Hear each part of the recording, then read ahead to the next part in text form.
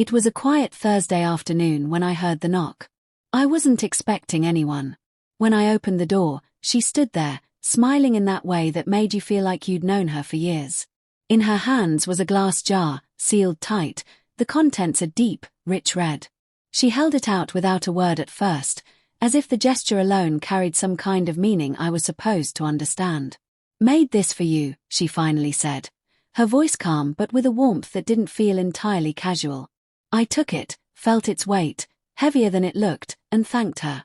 She smiled again, this time holding my eyes for just a beat longer than seemed necessary, then turned and walked away. I glanced at the jar in my hand. The lid was polished, the glass spotless, the kind of presentation that spoke of intention, not impulse.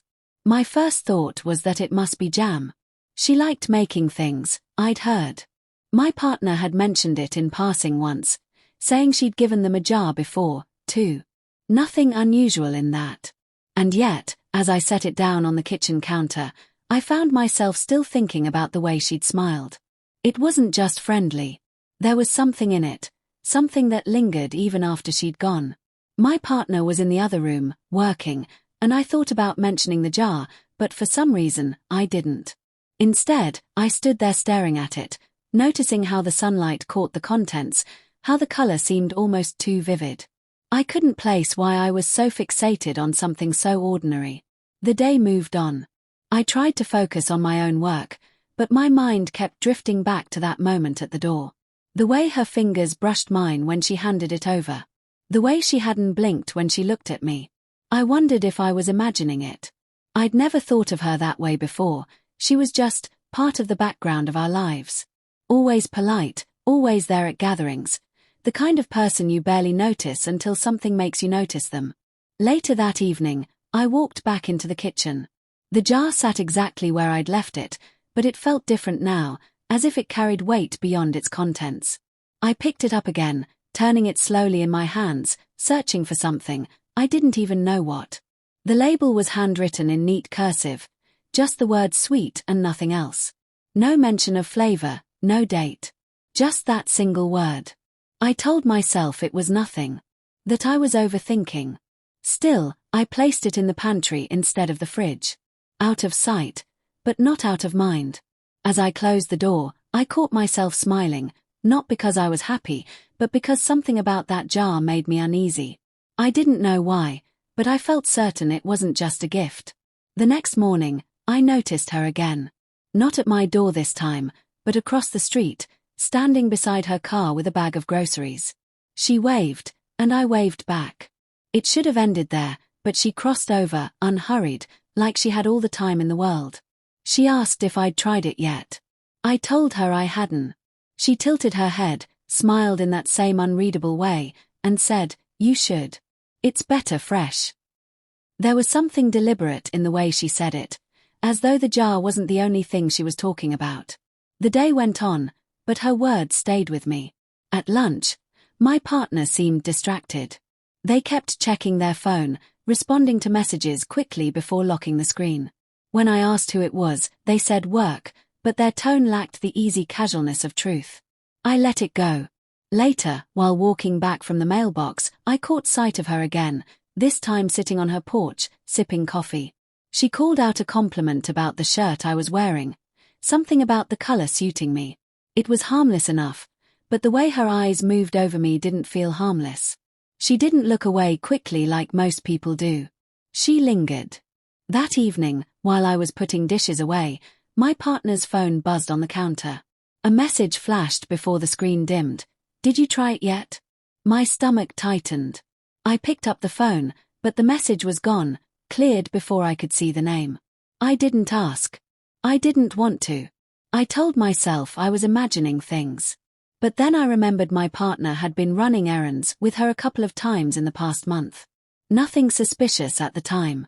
But now, I wondered. The jar was still in the pantry. I pulled it out, setting it on the counter under the light. I studied it again, my fingers resting on the lid. Something about it felt staged, too perfect, too intentional. My phone buzzed. Unknown number. The message was short, "Not everything sweet is for everyone." I stared at it for a long time. By bedtime, my curiosity had shifted into unease.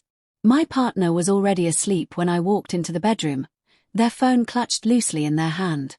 I watched them for a moment, wondering if they were as peaceful as they seemed, or if there was something in their head they weren't saying out loud. Back in the kitchen, I opened the pantry again. The jar waited, silent, its contents glowing faintly under the dim light. I touched the lid, but didn't twist it open. Not yet. For reasons I couldn't explain, I wanted to wait, like opening it too soon would mean stepping into something I couldn't step back from. 2 days later, I couldn't ignore it any longer. The jar sat in the center of the counter, catching my eye every time I passed. I told myself it was just curiosity, nothing more, but deep down, I knew I was chasing an answer to a question I hadn't dared to ask. I twisted the lid slowly, the seal breaking with a soft pop. The scent was sweet, but not the familiar kind. It was richer, darker, almost intoxicating. I took a spoon from the drawer and dug in, the thick red contents glistening under the light. Halfway down, my spoon hit something solid. I frowned, setting the jar down and fishing out the object with my fingers. It was a folded piece of paper, damp but intact. My heart began to pound. I smoothed the paper out on the counter. The handwriting was neat, deliberate, each word spaced with care. Sometimes sweetness hides in plain sight. I'm not talking about the jam. The words were simple, but the meaning was anything but. My first thought was denial. Maybe it was a strange joke. But the moment I pictured her smile, I knew it wasn't random. She'd planned this. She'd wanted me to find it. I didn't throw it away. Instead, I folded it back up, placed it on the counter, and stared at it for a long time. My mind was replaying every interaction, every glance, every too long pause in conversation. None of it felt innocent now. That afternoon, I saw her again.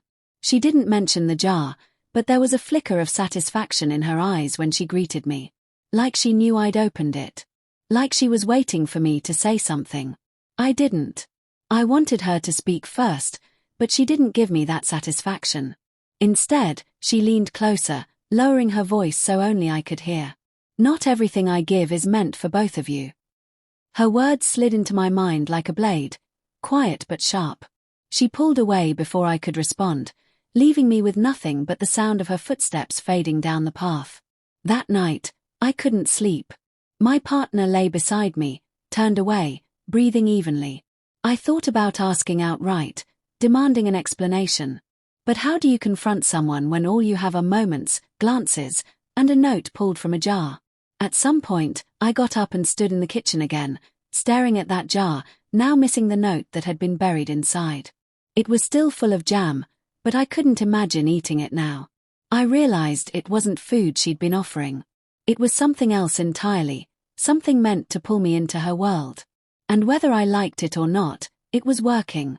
The next morning, I decided I couldn't let it hang in the air any longer. The note, her words, my partner's sudden distance, they weren't isolated events. I needed the truth, even if I wasn't ready for it. I waited until evening, when I knew she would stop by. My partner was in the living room when she knocked. I answered, stepping aside so she could enter. She greeted us both like nothing was wrong, but I caught the subtle flicker in her gaze when she saw the jar sitting on the counter. I poured tea, keeping my voice steady. I opened it, I said casually. The room felt heavier instantly. My partner glanced up, puzzled. Opened what? The jar, I replied. There was something inside. Her smile didn't falter, but it changed, sharper, knowing. My partner's brow furrowed. What are you talking about? I reached into my pocket and placed the folded note on the table. My partner stared at it, then at her. She didn't look away. She just leaned back, like she'd been waiting for this moment. You weren't supposed to find that so soon, she said softly, almost amused. My partner's voice broke the silence, sharp with anger. What is this? Her answer was calm, too calm. It's exactly what it looks like. Some people take years to realize what they want. I just prefer shortcuts. Her eyes flicked to me. And I know what I want. I looked at my partner, searching for denial, for outrage, for anything that would suggest this was a misunderstanding. But there was only silence. The kind of silence that confirms the worst. My chest felt tight. Every small interaction, every moment I'd brushed off now lined up in a straight, undeniable path. This hadn't been sudden. It had been building. And I'd been too blind to see it. I stood, my chair scraping against the floor. "You've made your point," I said, my voice low. She didn't move.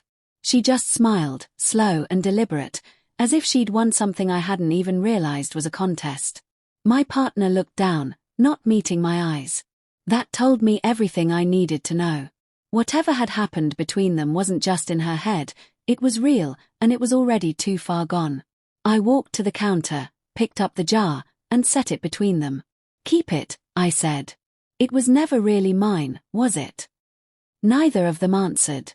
When I left the room, the last thing I heard was the faint clink of the jar being moved, followed by a whisper I couldn't make out. It didn't matter. I already knew. Some gifts are wrapped in ribbons, others in glass. But the most dangerous ones are wrapped in trust. And once you open them, you can never seal them again.